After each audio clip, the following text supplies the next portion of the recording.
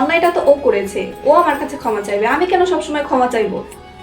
রাধে রাধে। অর্থাৎ ব্রহ্মা জিজ্ঞাসার দ্বিতীয় পর্বে আপনাদের সবাইকে স্বাগত জানাচ্ছি। আমাদের মনে প্রশ্ন জাগে, সবসময় ক্ষমা চাওয়ার বিষয় হলে আমি কেন ক্ষমা চাইবো? এটির উত্তর চলো না যে আমরা জেনে নিই। ক্ষমা একটি মহৎ গুণ। ক্ষমার মাধ্যমে আমরা অন্যের কোনো উপকার করি না, বরং নিজেরাই নিজেদের উপকার করি। কথাটিকে একটু গল্পের মাধ্যমে বুঝিয়ে বললে আপনারা একটু ক্লিয়ার হবেন। একবার একটা ক্লাসে এক টিচার তার স্টুডেন্টদেরকে বলে, তোমরা কে কতজনকে ঘৃণা করো, হাত তোলো। কয়েকজন হাত তুললো। টিচার জিজ্ঞেস করলো, তুমি কতজনকে ঘৃণা করো? তো বলছে, আমি 5 জনকে ঘৃণা করি স্যার, আমি 10 জনকে ঘৃণা করি স্যার, আমি এই 2 জনকে দেখতেই পারি না। তো স্যার বললো, ঠিক আছে, তোমরা যে যতজনকে অপছন্দ করো ততগুলো করে আলু বাসা থেকে নিয়ে আসবে। তো স্টুডেন্টরা টিচারের কথা মতো পরের দিন বাসার থেকে কেউ 5টা আলু, কেউ 10টা আলু, কেউ 4টা আলু এরকম ভাবে নিয়ে আসলো। তো নিয়ে আসার পরে টিচারের কাছে এসে যখন জানালো যে স্যার আমরা তো এরকম এনেছি, তো স্যার বললো, ঠিক আছে, এবার এই আলুগুলো নিয়ে তোমরা ঘুমাবা, খাবা বা যে কাজে করো না কেন তোমার কাঁধে যেন এই আলুগুলো থাকবে। তো টিচারের কথা মতো তারা তাই করতে আরম্ভ করলো। একদিন গেল, 2 দিন গেল, 3 নাম্বার দিনে যেয়ে তাদের খুবই বিরক্ত লাগতে আরম্ভ করলো। স্যারের কাছে এসে যখন বললো, স্যার হয়েছে, এবার এগুলো আমরা নামিয়ে রাখি। তো স্যার বললো যে না, এখনো সময় হয়নি। তো আরো কিছুদিন যাওয়ার পরে দেখা গেল ওই আলুর থেকে দুর্গন্ধ বেরোতে আরম্ভ করলো, পুষতে আরম্ভ করলো। তো টিচারের কাছে গেলে টিচার বললো যে ঠিক আছে, এখন তোমরা আমাকে একটা কথা বলো, এই যে আলুগুলোকে তোমরা বহন করে রেখেছো, এতে তোমাদের কি অসুবিধা হচ্ছে?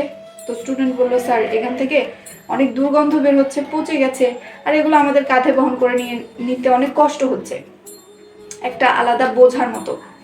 তো টিচার তখন তাদেরকে বোঝালো যে তোমরা যেই স্টুডেন্টদের ব্যাপারে তোমাদের মনে খারাপ চিন্তা বা ঘৃণা ভাব পোষণ করে রেখেছো, এটাও কিন্তু তোমাদের কাছে একটা বোঝার মতোই।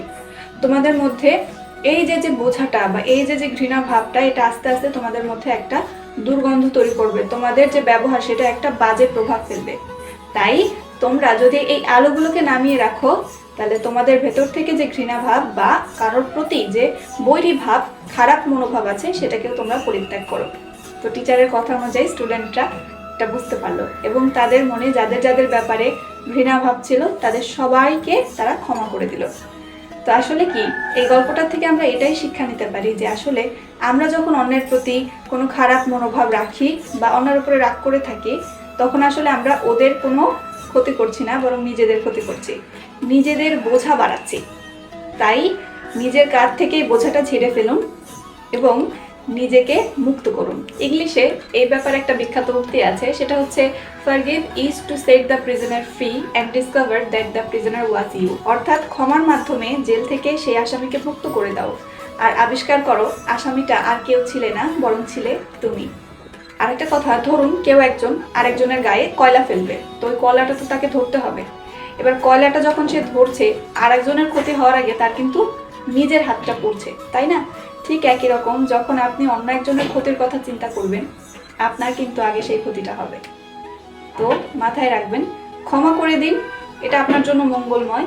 ক্ষমা যারা করে, গোবিন্দ তাদেরকে খুবই ভালোবাসে। আর তা যদি না করেন, যদি আপনি তাদের সম্পর্কে ঘৃণা বৈরীভাব পোষণ করে রেখে তাদের ক্ষতির পরিকল্পনা করেন মনে মনে, তাহলে সেটাও কিন্তু অন্তর্যামী ভগবান বুঝতে পারছে এবং তার ফল কিন্তু আপনাকে পেতে হবে। আরেকটি কথা যেটি হচ্ছে যে, আপনারা অনেকে হয়তো মনে করতে পারেন যে এই এত কথা বলছে হয়তো বা এই সব ঊর্ধ্বে, এই সব কিছুর ঊর্ধ্বে। তো আমি জানিয়ে দিই যে না, আমি এই ধরনের গুণাবলীর ঊর্ধ্বে না, বা আমি এরকম কোনো গুণাবলী অর্জন করিনি। আমিও আপনাদের মতোই সাধারণ, বরং আমি আরো আপনাদের চেয়ে আরো নিম্নতর, অধঃপতিত। তো আমি চেষ্টা করি কেবলমাত্র যে আচার্যরা যে কথাগুলো বলেছে সেগুলো আপনাদের কাছে বহন করে নিয়ে আসার। তো এই বার্তাবাহকের দায়িত্ব পালন করি বলে কেউ এটা মনে করবেন না যে আমার মধ্যে কোনো খারাপ গুণাবলী নেই। আমিও এই ধরনের গুণাবলী অর্জন করার চেষ্টা করছি। তো আপনারা আমার জন্য প্রার্থনা করবেন।